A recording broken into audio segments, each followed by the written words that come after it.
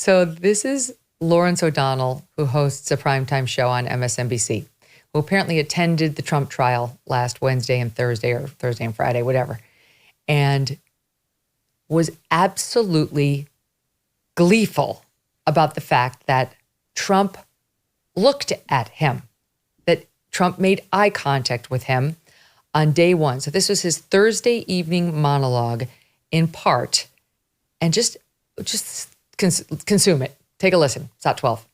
At 4:26 p.m. today, Maggie Haberman posted this to the New York Times live update of the Trump trial. Trump left the courtroom squinting strangely at Lawrence O'Donnell, the MSNBC host, as he did. And visually, there was just nothing between Donald Trump and me in that row. And I have my interpretation of what Donald Trump's face and eyes were trying to say to me and what drove him to create a final moment in the courtroom today that was worthy of New York Times reporting. Boris Epstein was sitting right in front of me and knew I was there. He should have told Donald Trump, when you walk by O'Donnell, don't give him the satisfaction of making a moment about him. But defendants like Donald Trump always make mistakes in courtrooms. And mistakes are what has landed Donald Trump in criminal courtrooms. Oh my God. All right, just stand by. Here's part two, okay? The next day, he returned to court. And here's part of the monologue from Friday night. I guess because Donald Trump does apparently whatever I tell him to do. He did not glare at me again. I said right here on the program last night that it was a mistake for him to do that. He shouldn't have done that in such a goofy and public way that Maggie Haberman at the New York Times felt compelled to report it right away. No one in the courtroom had seen Donald Trump do anything like that. Today, even though I was sitting in an even more prominent position, he did everything he could possibly do to not look at me within his peripheral vision, because whenever his peripheral vision got close, he immediately twisted it away in the other direction. He just wasn't going to give me that gift again. He made such an effort yesterday to look at me that today's effort, looking at me, was just as obvious. I don't think he was afraid. I think he just got good advice right here at 10 p.m. last night. Oh my God, Victor. The hubris that Donald Trump is sitting there thinking for 10 seconds or two about Lawrence O'Donnell. Donald Trump is looking around, and if he did notice him, he said, "Who in the hell is that guy? I have no idea who he is." And he knows that. I mean, he has a very small audience. Nobody knows who he is, and yet he tries to quantify the precise time at this time and 10 o'clock, as if and then when he quotes the New York Times, a reporter, everybody knows what the record of the New York Times has been, especially in relation to Donald Trump. They were the ones that told us that the Steele dossier was Russian collusion, that the laptop was Russian disinformation. They told us about the bank ping. They're notorious for lying on any context that has to do with Donald Trump. They despise him, and they want Joe Biden to be elected. So Donald Trump doesn't even know who the guy is. And yet it's really, Nicole Wallace was kind of the same way. She said, if Trump is elected, people like me won't be on the air. No, they don't care about you. You people they're such narcissists. They think they're so important because they're actually left wing and on television. Who cares? Nobody cares. And I don't think Donald Trump, his life depended on it, he wouldn't know who he was. He was so excited to see his name, Lawrence O'Donnell, in the New York Times. They wrote about me. For the listening audience, he spotlighted his own face in the Trump courthouse audience, way the hell behind Donald Trump. Like, I was there. I swear, he was looking at me. I matter. This is what's so pathetic about the modern day press corps. That's to a T. They make it all about themselves. And then another clip in that same monologue, one of those nights, he said that he's sure Donald Trump is watching the Lawrence O'Donnell show. He's been known to watch it. And then he's watching.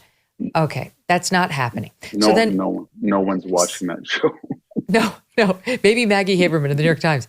So then substantively what happened last week was Hope Hicks took the stand, longtime campaign PR person and representative of Donald Trump when he was running and when he was in the White House. And she gave testimony. She was, compelled to give testimony by the prosecution. And she said that she does recall Trump acknowledging that Cohen had made this hush money payment to Stormy Daniels. So that's something that the prosecution's trying to prove, that Trump knew about it. My own take is it doesn't matter, but the defense is, I guess, going to argue this. But then she also said she thinks the reason that Trump was worried about these women coming forward was, the campaign a little, but much more so Melania. He cares very much what Melania thinks. The defense is going to say, see, the payments had a dual purpose and therefore they weren't a campaign expenditure. The real argument should be, it doesn't matter what was in Trump's head. The only thing that matters is what the nature of the payment is. Is the nature of the payment such that it can only ever be a campaign expense like a polling fee? Or is the nature of the payment something that could possibly be something other than a campaign expenditure? And this particular payment falls into category 2, which means it's not a campaign finance violation. Anyway, they're proceeding with this myth that we have to get into the purpose and Donald Trump's motivation. Both sides are proceeding with it because of the judge's rulings. And Hope Hicks talked about how he was worried about Melania. Well, the left-wing freak out over the fact that when Hope Hicks ended her campaign or her direct exam with the prosecution, and the defense lawyer stood up and started asking her some biographical background, like how long did you work for the Trump organization, she cried. She broke down for a moment in tears and they took a short break. Now, I don't know why Hope Hicks cried, but I imagine it's very stressful to get up there and testify against your former boss, the president of the United States, and you don't want to be there. You've been forced by a prosecutor you probably believe is unfair, and you don't want to be in the spotlight like this. She never gives interviews. She doesn't go on TV. This is not somebody who wants the spotlight. I'm sure it was stressful. Whatever. Here's some of the armchair analysis we got. Take a listen to earlier on MSNBC, Ari Melber and his take. She said she was nervous today from the stand. She answered the questions, confirming she's under subpoena, she's paying for her own lawyer. And in a moment that does matter for a jury, this is still a human exercise, Hope Hicks broke down crying on the stand at one point. It was apparently, best we can tell, and from the reporters in the room and the wider context we have, a genuine display of emotion for her as she felt the weight of this moment, the raw pressure of testifying about her longtime boss, and maybe the details were tough for her to share in this manner. Now he goes on from there to discuss on his show about how, bringing up that time of like when she was working for Trump, it was just so emotional for her. I bet the better days, the good old days. Like, how the hell does anybody know? They tried to turn it into Andrew Weissman was up there. It was the exclamation point. It was the icing on the cake, her raw emotion. It was like, okay, calm down. Testifying is a stressful situation. Everyone wanted to use it for their own purposes against her. And the final comment on Lawrence O'Donnell's show, which I watched so you don't have to, was, I don't care why she cried. I don't care. What did she cry on January 6th? Did she cry for the immigrants and the families who were separated by Donald Trump during his administration? I don't care why she cried if she didn't cry for them. Yeah, she could have just as easily cried in the fact that she liked Donald Trump and she was subpoenaed to testify by an attorney who was going to try to warp and change and extract any type of meaning that would be unfavorable to Donald Trump. And she knew she was in that position where she had to testify and she was trying to tell the truth, and she saw the truth, and she understood that everything she said would be used against someone whom she didn't feel had done anything wrong, and she didn't want to come forward because he hadn't done anything wrong. That's kind of a stressful situation. But,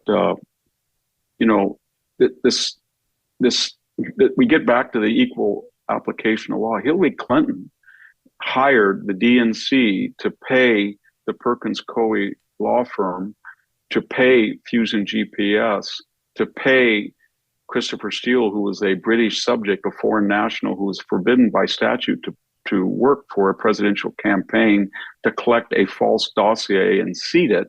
And then she wrote that whole thing off, not as a campaign expense, but as a legal expense. And the federal commission overseeing elections fined her over $100,000. But they could have easily said it was a criminal statute like Alvin Bragg. Can your savings weather an economic storm? Think about what you've put away for the future. Inflation can render cash worthless. Real estate can crash like it did in 2008. Economies built on a mountain of debt can fall like a house of cards. There are very few physical assets you can invest in that can stand the test of time. But gold is one of them.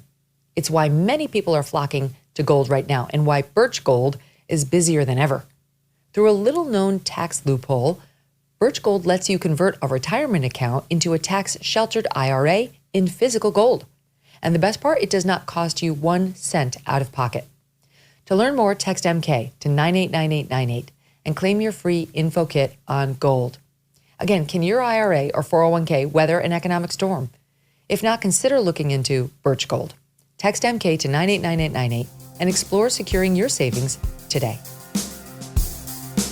Hey, thanks so much for watching. If you like what you just saw, hit the subscribe button for more clips and full episodes.